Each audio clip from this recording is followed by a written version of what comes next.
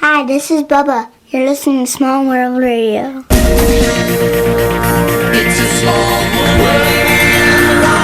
It's a small world.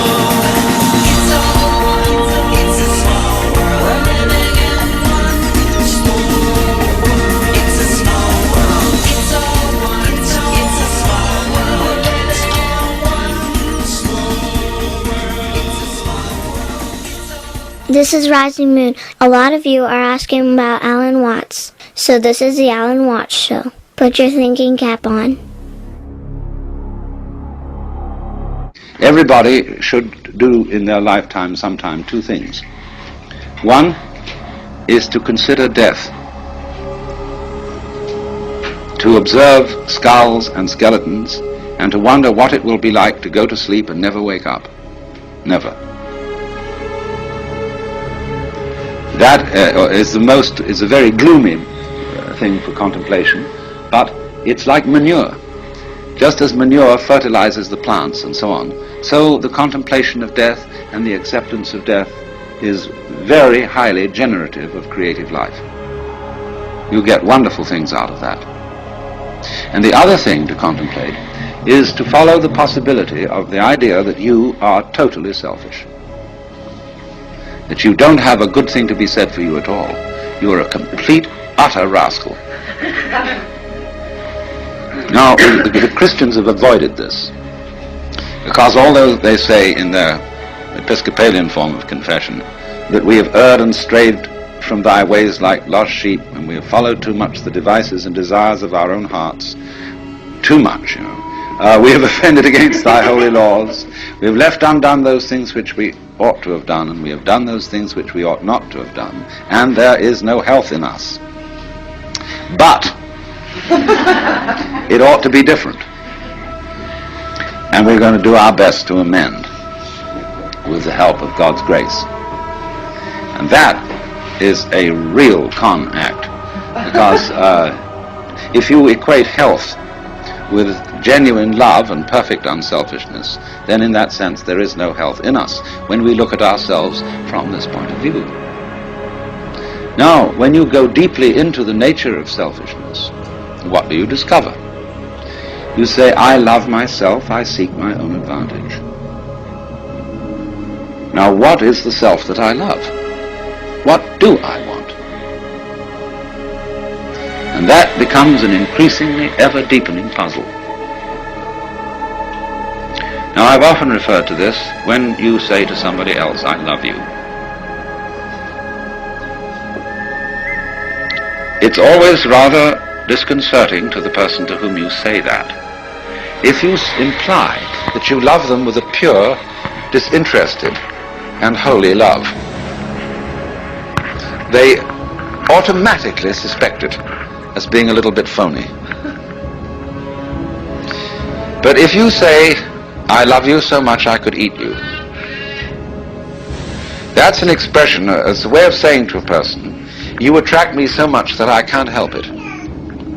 I'm absolutely bowled over by you. I'm gone. And people like that. Then they feel they're really being loved, that it's absolutely genuine. But now, I love you so much I could eat you. Now what the devil do I want? I certainly don't want to eat the girl in the sense of literally devouring her, because then she'd disappear.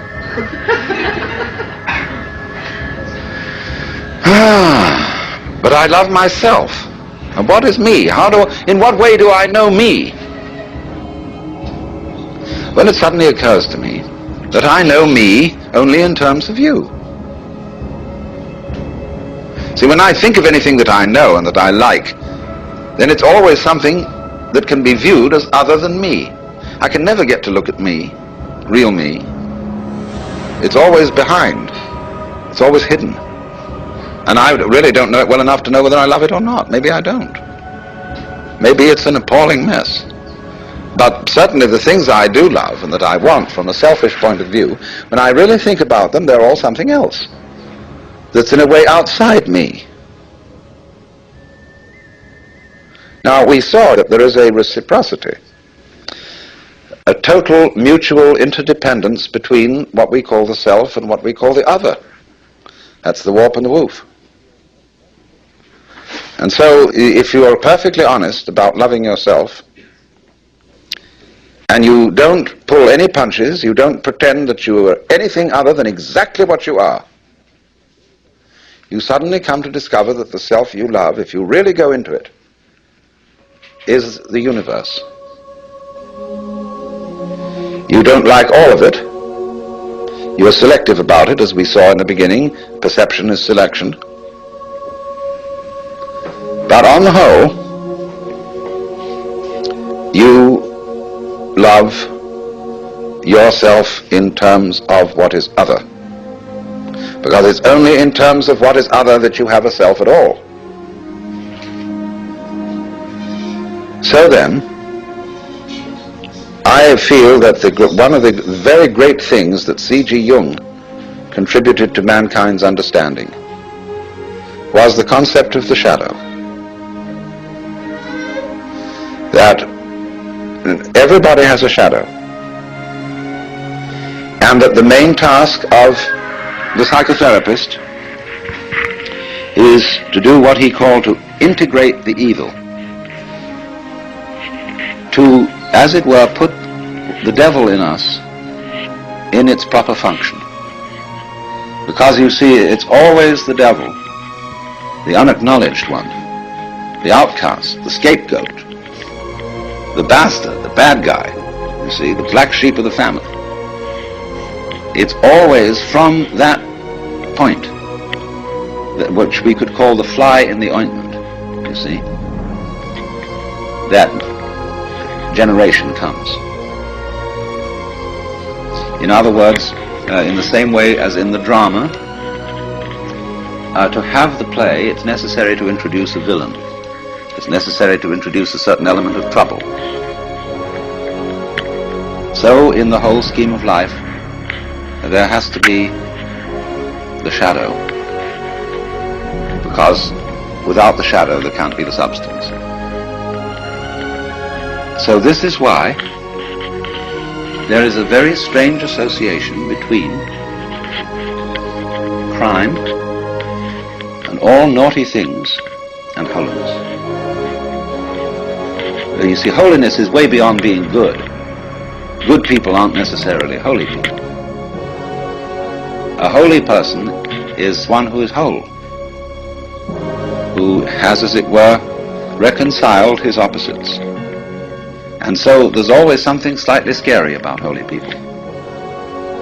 And other people react to them in very strange ways. They can't make up their minds whether they're saints or devils. And so holy people have throughout history always created a great deal of trouble, along with their creative results. Take Jesus, for example. Trouble that Jesus created is absolutely incalculable.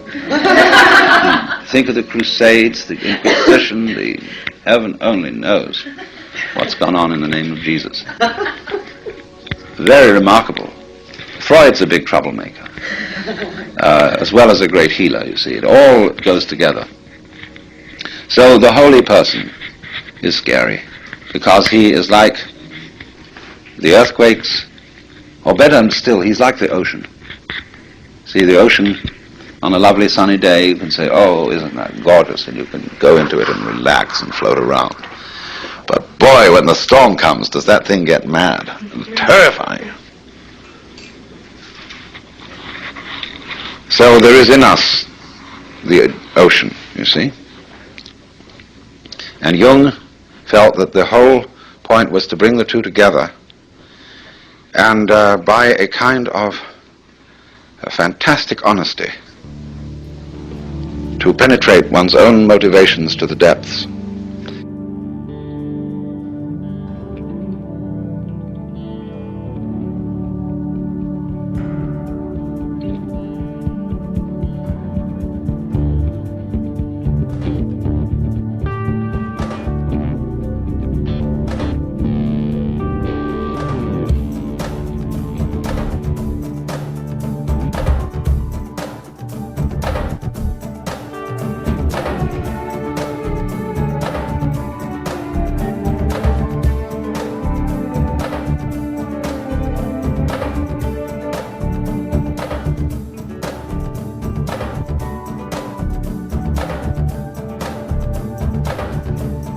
stood in this unsheltered place till I could see the face behind the face. All that had gone before left no trace. Down by the ruined siding, in a secret world we were colliding. All the places we were hiding, love. What was it we were thinking of?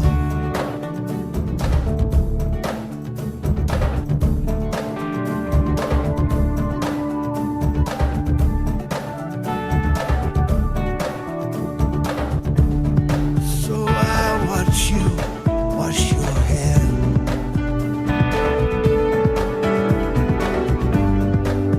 Underwater, unaware.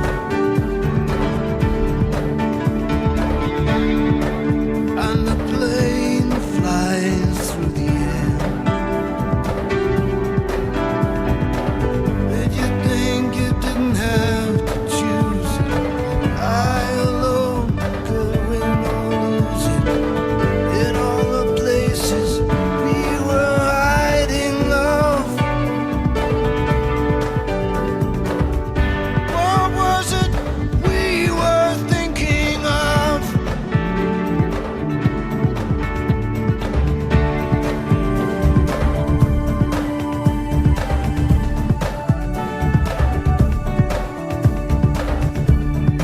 In this house of make-believe,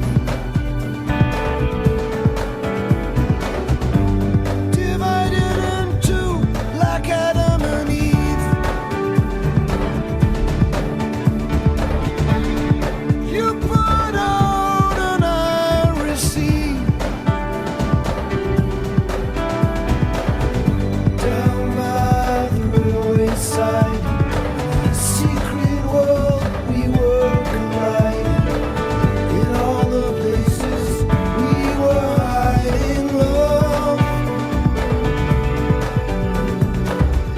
What was it we were thinking of?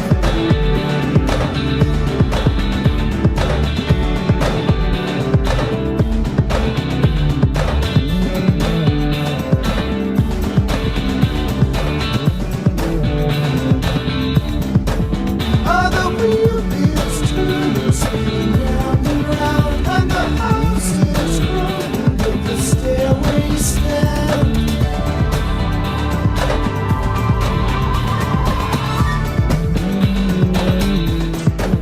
Without guilt and no shame, no sorrow or pain, whatever it is, we are all the same.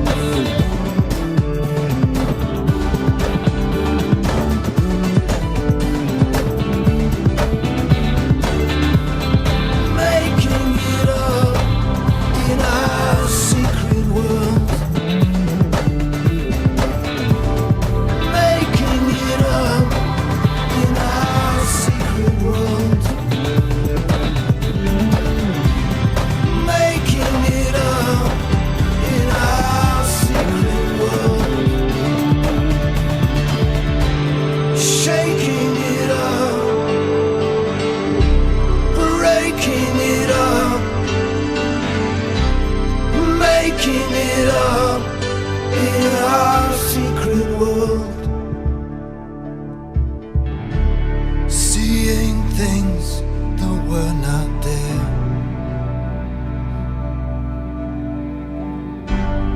On a wind, on a prayer.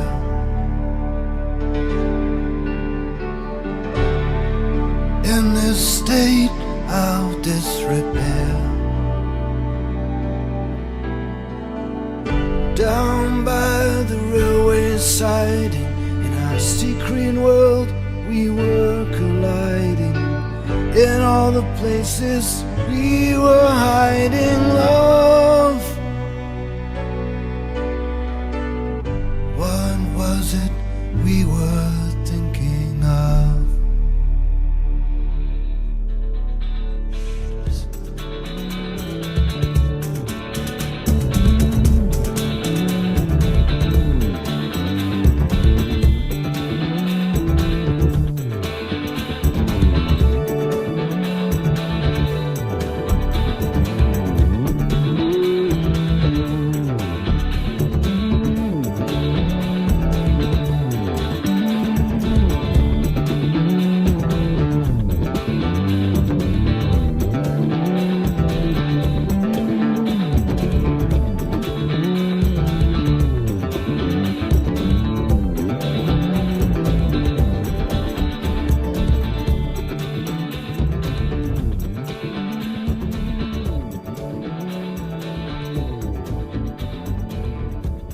You're listening to Small World Radio.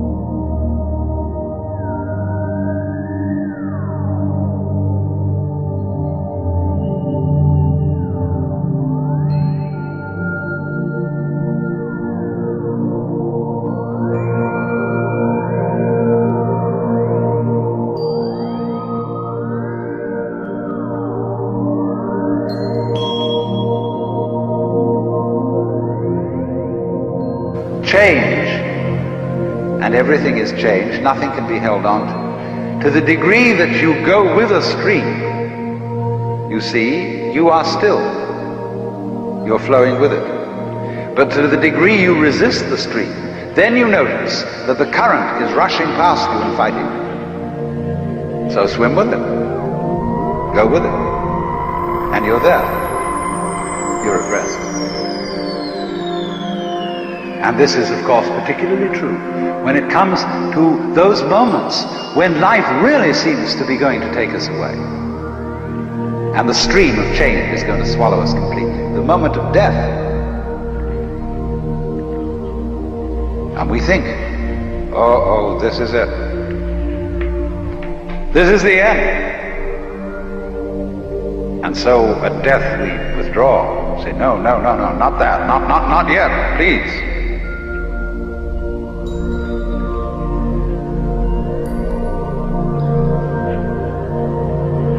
But actually, the whole problem is that there really is no other problem for human beings than to go over that waterfall when it comes. Just as you go over any other waterfall. Just as you go on from day to day. Just as you go to sleep at night. Be absolutely willing to die. Now, I'm not preaching. I'm not saying you ought to be willing to die and that you should muscle up your courage and somehow put on a good front when the terrible thing comes. That's not the idea at all. The point is that you can only die well if you understand this system of waves. If you understand that your disappearance as the form in which you think you are you, your disappearance as this particular organism, is simply seasonal. That you are just as much the dark space beyond death as you are the light in it called life. These are just two sides of you. Because you is the total wave. See, you can't have half a wave. Nobody ever saw waves which just had crests. No troughs. So you can't have half a human being who is born but doesn't die. Half a thing. That would be only half a thing. But the propagation of vibrations, and life is vibration, it simply goes on, but its cycles are long cycles and short cycles. Space, you see, is not just nothing. If I could magnify my hand to an enormous degree so that you could see all the molecules in it, I don't know how far apart they would be, but it seems to me they would be something like tennis balls in a very, very large space. And you look, when I move my hand like this, you say, for God's sake, look at all those tennis balls. They're all going together. Crazy. And there are no strings tying them together. Isn't that queer? No, but there's space going with them. And space is a function of, or it's an inseparable aspect of, whatever solids are in the space. That is the clue, probably, to what we mean by gravity. We don't know. So in the same way, when those marvelous sandpipers come around here, the little ones, while they're in the air flying, they have one mind. They move all together. When they alight on the mud, they become individuals and they go pecking around for worms or something. But one click of the fingers and all those things of them zip into the air. They don't seem to have a leader because they don't follow when they turn. They all turn together and go off in another direction. Amazing. But they're like the molecules in my hand. So then you see, here's the principle. When you don't resist change, I mean over-resist, I don't mean being flabby. When you don't resist change, you see that the changing world, which disappears like smoke, is no different from the nirvana world. Nirvana, as I said, means breathe out. Let go of the breath. So in the same way, don't resist change. It's all the same principle. So the Bodhisattva saves all beings, not by preaching sermons to them, but by showing them that they are delivered, they are liberated by the very fact of not being able to stop changing. You can't hang on to yourself. You don't have to try not to hang on to yourself. It can't be done. And that is salvation. Memento mori, be mindful of death. Gurdjieff says in one of his books that the most important thing for anyone to realize is that you and every person you see will soon be dead. It sounds so gloomy to us because we have devised a culture fundamentally resisting death. From the first standpoint, the worst is going to happen. You're all going to die. And don't just put it off in the back of your mind and say, I'll consider that later. It's the most important thing to consider now, because it enables you, it is the mercy of nature, because it's going to enable you to let go and not defend yourself all the time, waste all the energies in self-defense.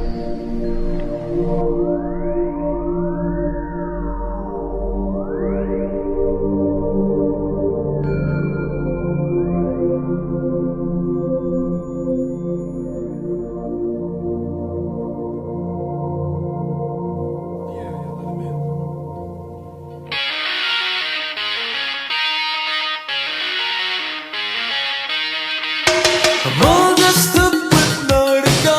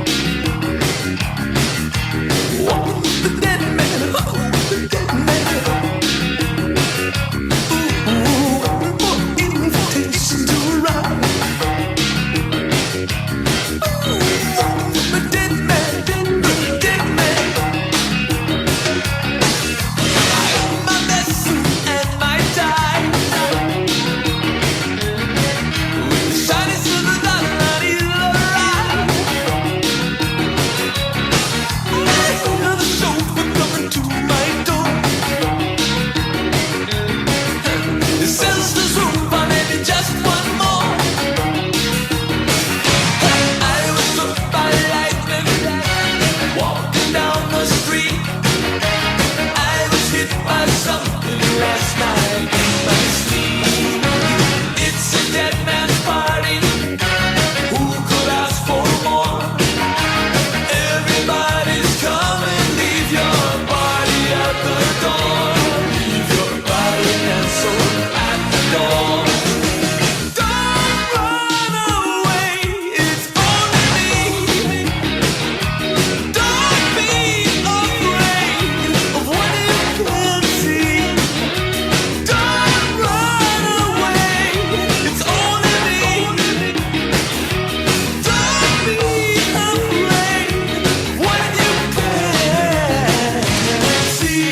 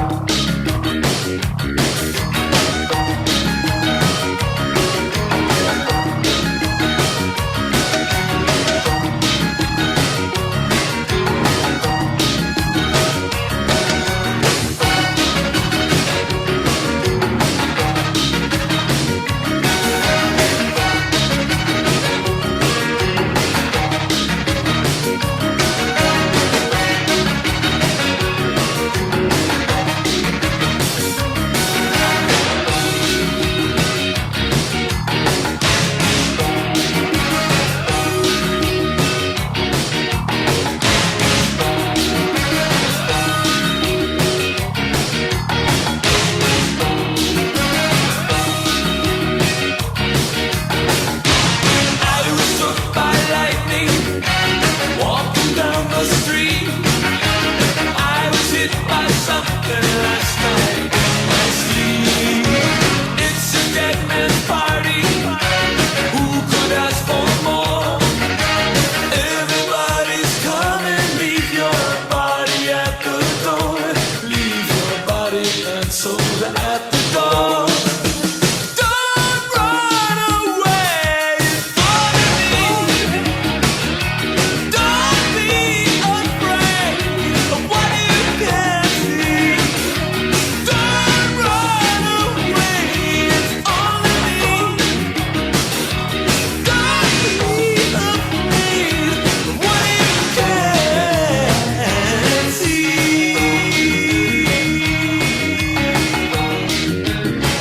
It's only me. It's only me. Only me. With only me. It's only me. Only me. It's only me.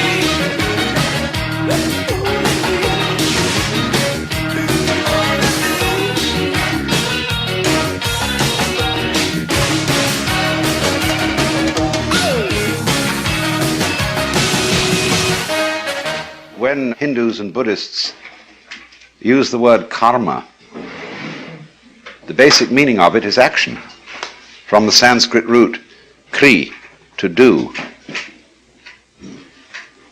And therefore there is some error in the common translation of karma as a law of cause and effect or of cosmic retribution. As a man sows, so also shall he reap. Has a Western flavor, which is a little causal. The way the Buddha put it was slightly different. This arises, that becomes. Because between this and that, there is a polar relationship. And the full explanation of karma in Buddhist philosophy is called pratitya samutpada, which means the interdependent origination of all the forms and phases of life. Pratitya samutpada. And there are 12 links, shall we say, in the chain of interdependent origination, constituting a circle. And the existence of the circle depends on the presence of every one of the links. From one point of view in Buddhism, the chain of interdependent origination is looked upon as a chain, that is to say, as a form of bondage.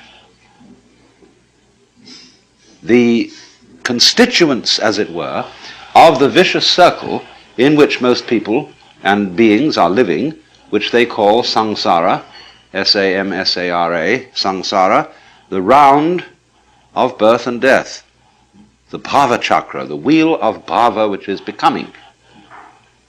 And so going round and round and round in the endless game of hide and seek is from one point of view bondage. Bondage to karma. And if you study the Bhagavad Gita, which is not a Buddhist book but a Hindu scripture, Krishna, the spokesman of the Gita, explains that the wise man is one who does what is called nishkama karma, nishkama, N-I-S-H-K-A-M-A, meaning passionless activity, in the sense that he acts without seeking a result, without being motivated by the fruits of action, and therefore is not bound by his own action. You can be bound to samsara, the wheel of birth and death, by iron chains or gold chains. The chains are, I'm talking in more or less the language of popular Hinduism, that if you do bad deeds in this life, you will get bad result next time. If you do good deeds in this life, you may be reborn as an angel or as a monk, in which you'll get a better chance of liberation. But still, so long as you're looking for results, be they good or evil, you're still bound. Now, the way in which one becomes, as it were, free of karma involves another Buddhist point of view, which is a kind of a different way of looking at the chain of interdependent origination. It's the way which the Japanese call jiji muge. That is to say, the mutual interpenetration of all things and events.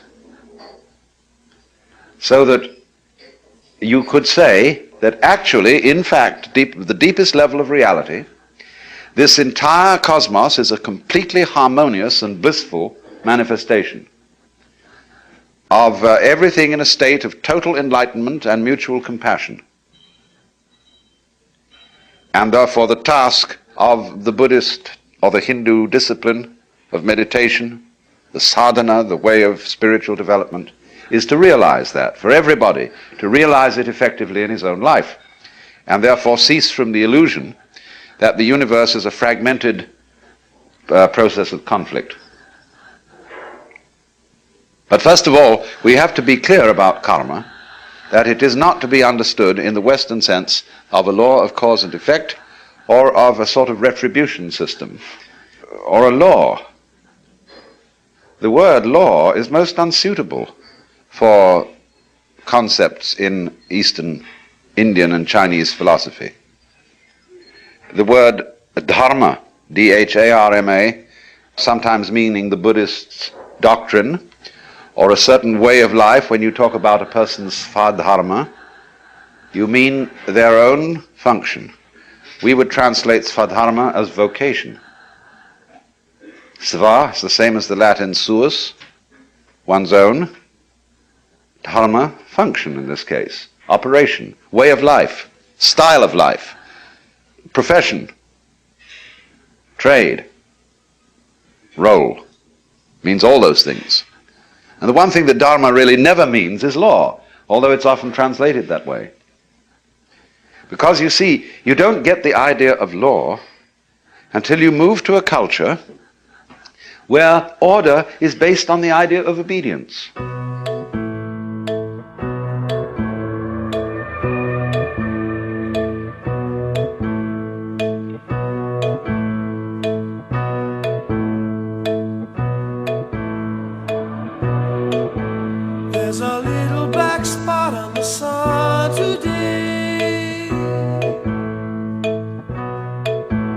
It's the same old thing as yesterday.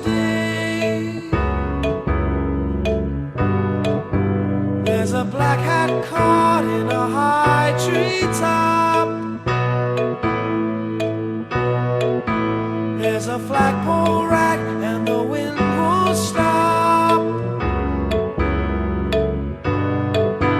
I have stood here before inside the pouring rain, with the world turning circles running round my brain. I guess I'm always hoping that you'll end this way, but it's my destiny to be the king of rain. There's a little black spot on the sun today.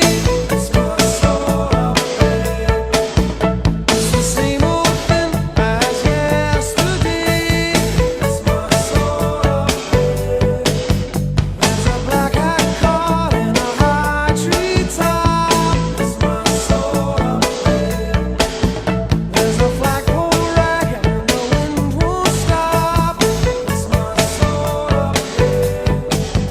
I've stood here before inside the pouring rain, with the world turning circles running round my brain. I guess I'm always hoping that you'll end this rain, but it's my destiny to be the king of rain. There's a fossil that's trapped in a high cliff wall. That's my soul up there. There's a dead salmon frozen in a waterfall. That's my soul up there. There's a blue whale beach by a springtide there. That's my soul up there. There's a butterfly trapped in a spider's web. That's my soul up there.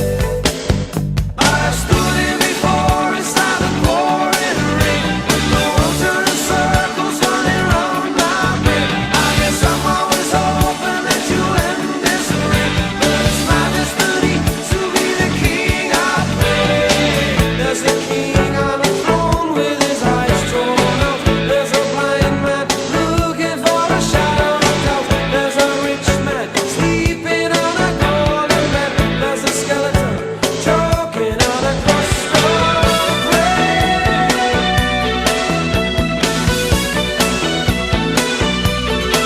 King of rain.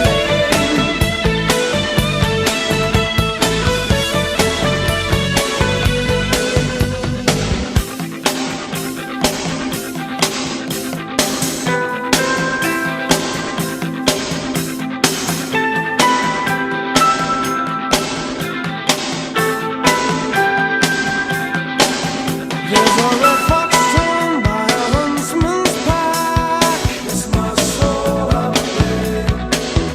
There's a black-winged gull with a broken back. It's my soul up there. There's a little black spot on the sun today. It's the same old thing as yesterday. I stood here before inside the pouring rain, with the world turning circles running round my brain. I guess I'm always hoping that you'll end this rain, but it's my destiny to be the king of rain. King of rain. King of rain. King of rain. I'll always be king of rain. I'll always be king of rain. I'll always be king of rain. I'll always be king of rain. I'll always be king of rain.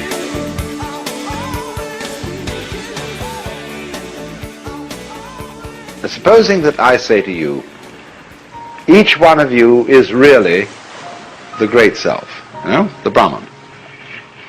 And you say, well, all you've said up till now makes me fairly sympathetic to this intellectually, but I don't really feel it. What must I do to feel it really? My answer to you is this. You ask me that question because you don't want to feel it really. You're frightened of it. And therefore what you're going to do is you're going to get a method of practice so that you can put it off. So that I can say, well, I can be a long time on the way getting this thing. And then maybe I'll be worthy of it after I have suffered enough. See, because we are brought up in a social scheme whereby we have to deserve what we get. And the price that one pays for all good things is suffering. But all of that is precisely postponement, because one is afraid here and now to see it.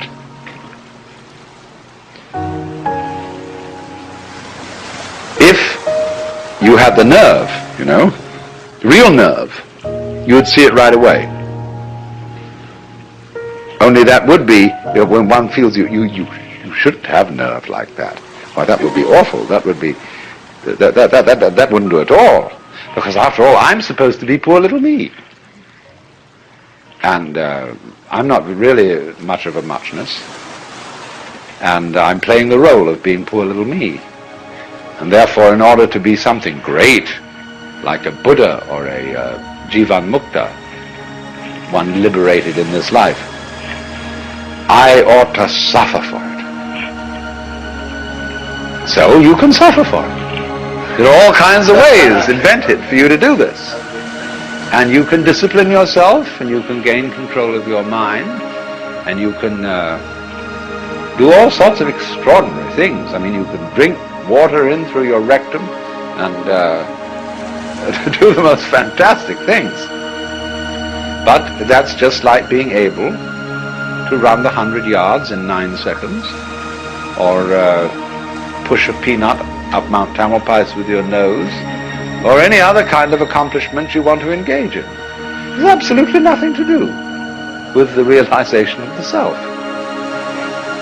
The realization of the self fundamentally depends on coming off it. You know, the sort of, when we say to people who put on some kind of an act and say, oh, come off it. And some people can come off it. They laugh and say, they suddenly realize, they were making fools of themselves, and they laugh at themselves and they come off it. So in exactly the same way, the guru, the teacher, is trying to make you come off it. Now, if he finds he can't make you come off it, he's going to put you through all these exercises, so that you, at the last time, when you've got enough discipline, and enough suffering, and enough frustration, you'll give it all up and realize you were there for the beginning and there was nothing to realize. But the guru is very clever. He says, all right, if this is the way you have to go, this is the way you have to go. You asked for it. You came to me, I didn't invite you, you see, the guru says. You came to me and said, I want to learn yoga. Well, he said, yoga is union. You're Tattvamasi, you're that. Well, no, you say, I'm sorry, I don't understand that, because I only get it intellectually, I don't feel it. Oh, he says, you're one of those. So, see, I've got to satisfy you. The customer is always right. No? I've got to give you all this work to do, because you can't see directly that this is so. But he's looking at you in a funny way, you see. The guru is always saying to you, what are you doing? What's your game? Imagine, for example, a father confessor, and you feel terribly guilty that you've committed murders and robberies and adulteries and fornications and all kinds of arson and injury to people and financial shenanigans. And you go to this man and say, I am a terrible sinner. Oh, he says, really? He said, I have murdered somebody. He said, how many times? And you think, oh, good Lord, this man doesn't realize how awful I am. And you recite all these things. He's perfectly calm. And then you say to him, well, you don't seem to be very shocked. He said, you haven't confessed any serious sins. He said, what do you mean by a serious sin? Well, he said, what do you think?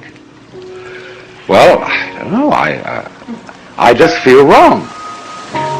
I just feel there's something in the basis of me that feels, that tells me that I am not what I ought to be. Could it be that I'm spiritually proud? That I'm egocentric? He says, no, this is not. This is very usual. This is quite ordinary sin.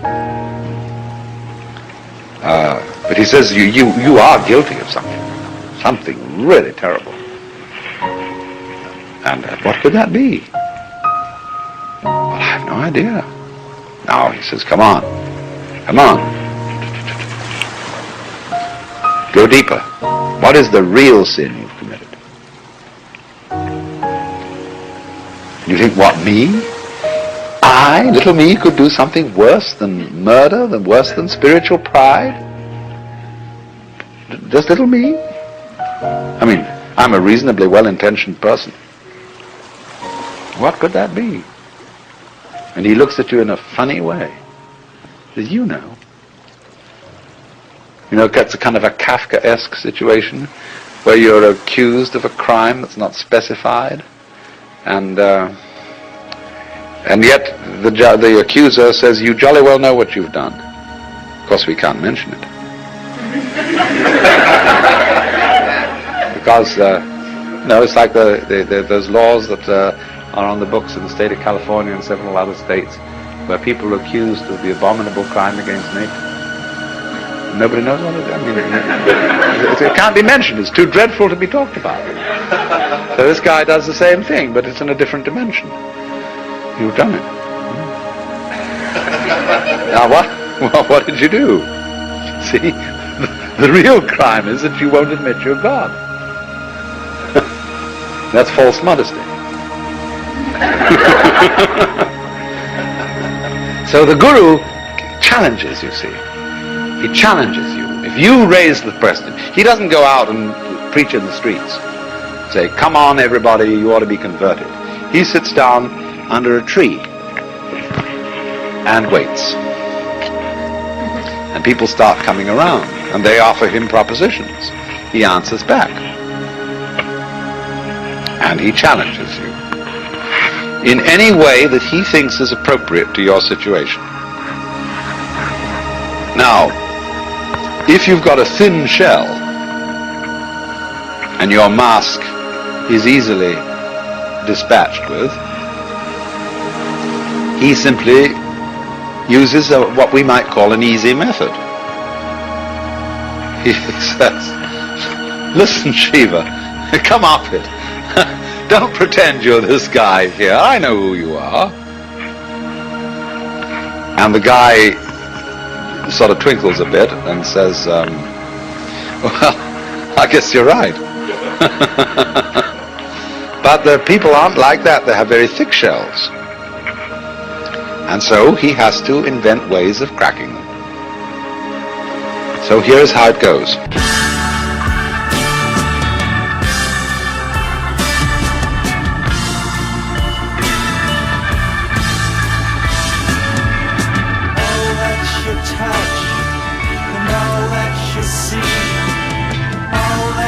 Taste all you feel, and all that you love, and all that you hate, all you distrust, all you save, and all that you give, and all that you deal, and all that you buy, big, borrow or steal, and all you create, and all you destroy.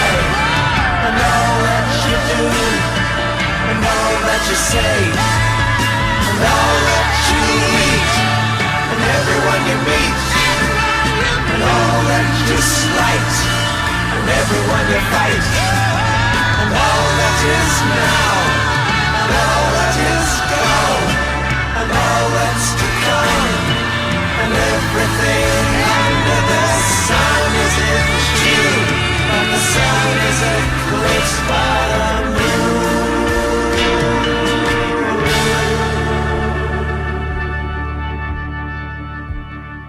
To know that you are God is another way of saying that you feel completely with this universe. You feel profoundly rooted in it and connected with it.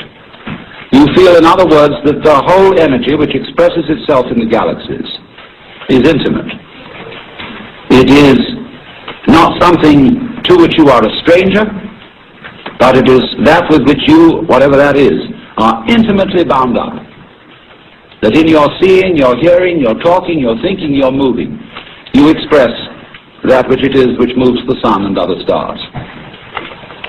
And if you don't know that, if you don't feel that, well, naturally you feel alien, you feel a stranger in the world, and if you feel a stranger, you feel hostile. And therefore, you start to bulldoze things about, to beat it up, and to try and make the world submit to your will. We'd like to thank everybody who put Alan Watts' recordings together. And now today's music. Secret World by Peter Gabriel. Dead Man's Party by Oingo Boingo. King of Pain by The Police. Eclipse by Pink Floyd. Trains Coming with Calling All Angels. This is Small World Radio, a signal of love. smallworldradio.net. I need a sign to let me know you're here. All of these lines are being crossed over the atmosphere. I need to know that things are gonna look up, 'cause I feel us drowning in a sea spilled from a cup. And there is no place safe and no safe place to put my head when you can feel the world shake from the words that I said. And I call it all angels. And I call it all you angels.